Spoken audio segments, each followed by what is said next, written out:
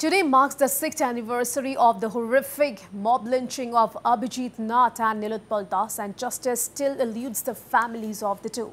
Abhijit Nath and Nilotpal Das were lynched on June 8, 2018 in Karbi Anglong's Dokmoka after locals suspected them to be child lifters. A mob of at least 40 people thrashed the duo, injuring them severely. The duo later succumbed to their injuries. The case received widespread attention and police filed a charge sheet of around 800 pages. The case is still being heard at the Nagaon District and Sessions Court, and statements of around 79 witnesses have been recorded so far.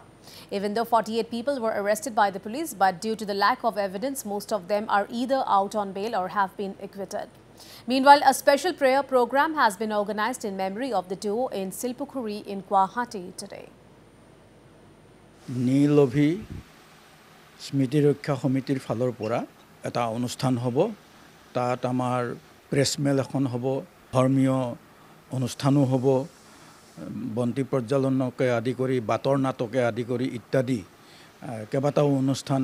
ৰখা হৈছে যিটো কথা কোৱা হৈছে যে আমাৰ কৰ্মপন্থা কি হ'ব আমি কি কৰিম এতিয়া আমি ভুক্তভোগী পৰিয়ালৰ ফালৰ পৰা নিজাববীয়াকৈ কৰিবলগীয়া ইয়াত একো নাই আমাৰ হাইকোৰ্টৰ নিৰ্দেশত এটা ফাৰ্ষ্ট ট্ৰেক ট্ৰায়েল হিচাপে গণ্য কৰি বা তাক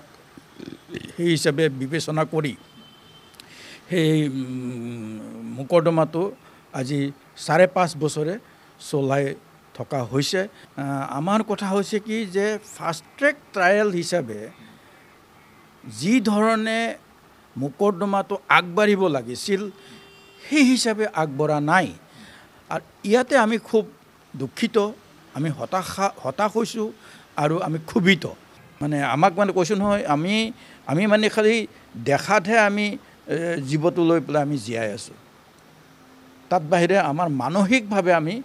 আমাৰ অৱস্থা লাহে লাহে মুমূৰ্ষ অৱস্থাত পৰি গৈছে খুব লেহেমিয়া হৈছে 5 মাহৰ আগতে 72 জন সাক্ষী আছিল সেই সাক্ষীসকলৰ সাক্ষ্যদান প্ৰক্ৰিয়াটো সম্পূৰ্ণ হ'ল তাৰ পিছত এই মুকদ্দমাটোৱে মানে কোনো অগ্ৰগতি লাভ কৰা নাই আমাৰ আসামী পক্ষৰ যিজন উকিল আছিল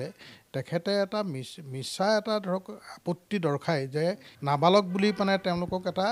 এই আপত্তি দৰ্শাইছিলে আমি হেতু লৈ খুব শংকিত আমি খুব মানে চিন্তা কৰি আছো স্থবিৰতাৰ এটা সীমা থাকে এই স্থবিৰতাটো এতিয়া মানে সীমা পাৰ হৈ গৈছে আসলতে আৰু আজিও আপোনালোকৰ জৰিয়তে আমি মুখ্যমন্ত্ৰী মহোদয়ক আমি